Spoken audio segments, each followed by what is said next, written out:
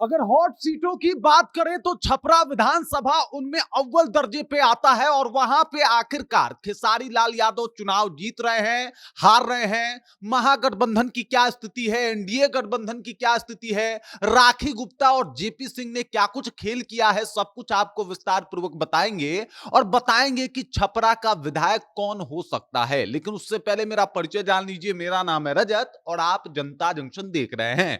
आपको बता दूं कि एग्जिट पोल के नतीजे आ चुके हैं और कई सारे एग्जिट पोल में जो है वो महागठबंधन को दिखाया जा रहा है कि ये काफी पिछड़ चुका है। कई सारे एग्जिट पोल में ये भी बताया जा रहा है कि तेजस्वी यादव सरकार बना रहे हैं।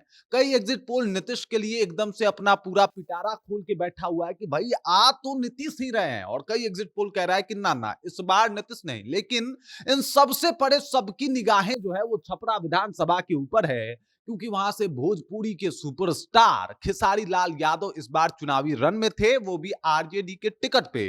अब सवाल यह है कि आखिरकार इस बार का जो वोटिंग हुआ है वो किस तरीके से हुआ है, वहां का जातीय समीकरण क्या कहता है, एग्जिट पोल में छपरा किस तरीके से देखा जा रहा है, सब कुछ आपको विस्तार पूर्वक बताऊंगा।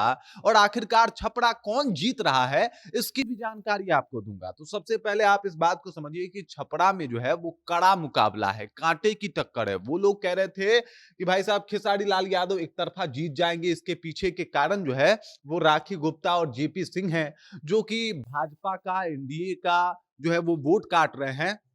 और इस वजह से इसका सीधा नुकसान छोटी कुमारी को होगा और इसी का फायदा उठा के खेसारी लाल यादव आराम से चुनाव जीत जाएंगे। लेकिन वोटिंग वाले दिन सब कुछ बदल गया और वोटिंग वाले दिन के इस बदलाव की वजह से अब छपरा में कांटे की टक्कर है। मतलब छपरा विधानसभा सीट जो है वो एकदम से हॉट सीट हुआ है और यहाँ पे फाइट भी वैसा ही होने वाला है जैसा इसका हाइप है। मतलब हर तरफ चर्चा है कि छपरा से कौन निकल रहा है भाई, खेसारी लाल यादव क्या चुनाव जीत जाएंगे और उनकी ओपनिंग ही बम्पर हो जाएगी, या फिर वहां पे उनको खासा मशक्कत करना पड़ेगा। तो समझिए कि अचानक से बहुत कुछ बदला। मतलब वोटिंग के लास्ट दिन की अगर बात की जाए, जिस दिन वोटिंग थी छपरा में, उस दिन बहुत कुछ बदले, उस रात बहुत कुछ बदले। और बदलाव ये था कि वो राजपूत वोट जो कह रहे थे कि भाई साहब हम चले जाएंगे जो है वो जेपी सिंह के साथ, क्योंकि जेपी सिंह राजपूतों की बात कर रहे थे, जनसुराज से हैं। और जनसुराज कहता है कि भाई हम जातीयता पे बात नहीं करते हैं, हम जात से ऊपर जो है बिहार की बात करते हैं। लेकिन ये जो है ये जेपी सिंह है, ये आईजी भी रह चुके हैं, अपने शिमला में आईजी भी हैं, और उसके बाद भी ये जनसुराज से टिकट पाके चुनाव लड़ रहे हैं। और इन्होंने भी जाति की बात की, इन्होंने कहा कि राजपूत समाज से आता हूं, राजपूतों का वोट मिलना चाहिए। सबको पता है कि अगर आपको छपरा फतेह करना है तो लगभग आपको राजपूतों का वोट आपके पाले में आना चाहिए, तभी ये संभव हो सकता है, तभी ये पॉसिबल हो सकता है। और इसको लेके इन्होंने अपनी बातों को रखा, लेकिन चीजें वैसी रही नहीं जैसा इन्होंने सोचा। अचानक से राजपूतों का मन बदलता है। मन बदलता है पवन सिंह के रैली के बाद। पवन सिंह आते हैं और एनडीए के पक्ष में वोट मांगते हैं। उसके बाद राजीव प्रताप रूढ़ी लगातार जो है वो बात कर रहे हैं कि भाई साहब हम जो है वो राणा सांगा के वंशज हैं, हम लोग एकजुट हैं। और ये सारी बातें बहुत हद तक काम भी आती है और अचानक से जो राजपूत वोट है वो स्विच होके चला जाता है छोटी कुमारी के पास। मतलब आमतौर पे जो राजपूत हैं छपरा विधानसभा के अंतर्गत आते हैं, वो अचानक से छोटी कुमारी यानी कमल छाप के ऊपर शिफ्ट हो जाते हैं। पहले छोटी कुमारी को लेके बातचीत चल रही थी कि भाई साहब नहीं है, इनको जानता कौन है, इनको भाजपा ने सीट दे के मूर्खता किया, तमाम तरीके की बातें छपरा विधानसभा में होती है। लेकिन आखिरकार जो वो एक फैक्टर रहता है नीतीश कुमार को लेके और एक फैक्टर रहता है भाजपा को लेके, वही बात होती है कि अरे चलो कोई बात नहीं, मतलब कुछ नहीं तो नीतीश कुमार को वोट दे देते हैं। एक मेंटल कंडीशन रहता है और उस मेंटल कंडीशन का आखिरी दिन पे बहुत ज्यादा असर देखने को मिला। राजपूत वोट आराम से शिफ्ट हो गए। उसके बाद अगर बात किया जाए तो राखी गुप्ता जो कि निर्दलीय उतरी थी चुनावी मैदान में, देखिए इन्होंने मतलब कई जगहों पे कई बूथों पे कड़ा मुकाबला तो दिया है, लेकिन समस्या ये है कि आखिरकार जो है वैसे समाज से आती हैं, इनका अपना एक अपना वोट बैंक है और जाति से ऊपर उठ के लोग इनको वोट करता है। इनको वोट मुसलमानों से भी पड़े, इनको वोट राजपूतों से भी पड़े, इनको वोट जो है वो यादव समुदाय से भी पड़ा। तो हर समुदाय के लोगों ने इनको वोट किया, इनको सपोर्ट किया, लेकिन वही बात है थोड़ा थोड़ा वोट मिला। तो जिसका भी ये वोट काटी है, ये नहीं है कि ये सिर्फ जो है वो एनडीए का वोट काटी है। वोट कटा है तो अगर देखा जाए तो यहाँ पे भाजपा का भी वोट कटा है, भाजपा के साथ साथ जो है वो आरजेडी का भी वोट कटा है। तो दोनों तरफ का वोट जो है ये मैनेज कर रही हैं।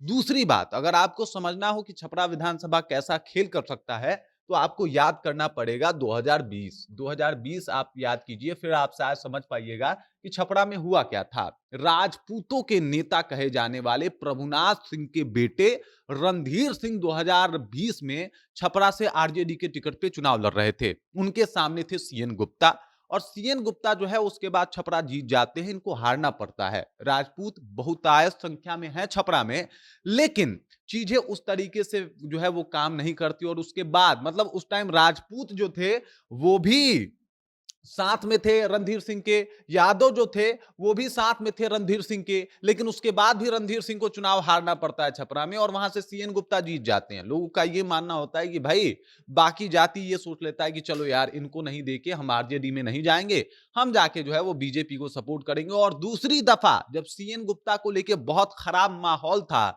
लोग कह रहे थे कि ना ना ये तो कुछ बोलते ही नहीं, इनको विधायक बनाना ही नहीं है, उस दौरान भी सीएन गुप्ता जो है वो लगभग 5 से 6 हजार वोट के अंतर से आराम से जीत जाते हैं, उनको कोई समस्या नहीं होती। अब ये आंकड़े आप यहां पे रख के सोचिए कि अगर ये आंकड़ा वापस से शिफ्ट होता है, इस बार तो राजपूत जो है वो ज्यादा कटे भी नहीं है, मतलब उतने बड़े नेता नहीं है ये जो जेपी सिंह हैं, वो उतने बड़े नेता नहीं हैं। और अगर उतने बड़े नेता नहीं है राजपूतों के, या फिर राजपूत अभी इनको नेता अपना मान नहीं रहा, तो फिर ये मानना संभव ही नहीं है कि राजपूत पूरा का पूरा शिफ्ट हुआ होगा।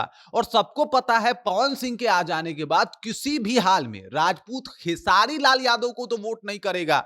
आरजेडी से अलग खुन्नस, खेसारी लाल यादव से अलग खुन्नस, तो वो सीधे सीधे शिफ्ट हो गया किसके ऊपर? छोटी कुमारी के ऊपर। और छोटी कुमारी एकदम से गेम में बन गई, मतलब रणधीर सिंह बड़ा मुद्दा थे, बड़ा फैक्टर थे, बड़ा राजपूतों के नेता थे, उसके बाद भी रणधीर सिंह चुनाव हारे थे। इस बार तो यहां पे आप देख सकते हैं माहौल कैसा है। और जेपी सिंह जो वोट काट रहे हैं वो मतलब मुश्किल से कुछ परसेंट वोट जाएगा, अगर जाएगा राजपूतों का तो ज्यादा नहीं जाने वाला। रही बात, अगर बात किया जाए तो अगर आप यहां पे इनको जोड़ ले, राखी गुप्ता को जोड़ ले, तो राखी गुप्ता और इनका वोट भी अगर जोड़ दिया जाए तब भी छपरा में एक अलग फाइट हो सकता है। मतलब वो आप समझिए कि जो हार जीत तय होगा वो 1000 1500 से ही तय होगा। खेसारी लाल यादव और छोटी कुमारी में कोई भी बाजी मार सकता है। और आप समझ जाइए कि ज्यादा चांसेस की अगर बात की जाए और छपरा के इतिहास को देखा जाए तो 6 बार से वहां से लगातार जो है वो भाजपा ही चुनाव जीत रही है। तो इतिहास भाजपा के फेवर में है, जातीय समीकरण बीजेपी के फेवर में है। बस यहां पे दो लोगों की वजह से अगर मामला खराब हो तो हो, वरना बीजेपी सत्ता में वापस आ रही है। राखी गुप्ता का भी वोट बहुत ज्यादा मायने रखेगा। हालांकि मैंने पहले ही बोला था कि राखी गुप्ता जो है वो एक ऐसी एक्स फैक्टर है छपरा में, इनको बीजेपी से टिकट मिलना था, मिलती अगर ये खेसारी लाल यादव के सामने भाजपा राखी गुप्ता को उतारता तो लगभग जो है वो मामला जीत के तरफ था, मतलब भाजपा जीत जाता। लेकिन चीजें बिल्कुल पलट गई, बिल्कुल बदल गई, और फिर ऐसी स्थिति जो है वो आन पड़ी है। लेकिन फिर भी मामला वही है, छोटी कुमारी खेसारी लाल यादव में एकदम कांटे की टक्कर है। लेकिन मुकाबला पुराने इतिहास और जातीय समीकरण को अगर देखा जाए तो छोटी कुमारी के पक्ष में है कि छोटी कुमारी वहां से खेसारी लाल यादव को चुनाव हरवा सकती हैं। बाकी इस खबर, इस जानकारी को लेकर आप क्या सोचते हैं, आपके जहन में क्या कुछ चल रहा है, कृपया कमेंट कीजिए, अपना विचार हम तक पहुंचा दीजिए। आपको क्या लगता है कमेंट करके अपना विचार हम तक जरूर भेजिए। बाकी आप देख रहे हैं जनता जंक्शन और मेरा नाम रजत है।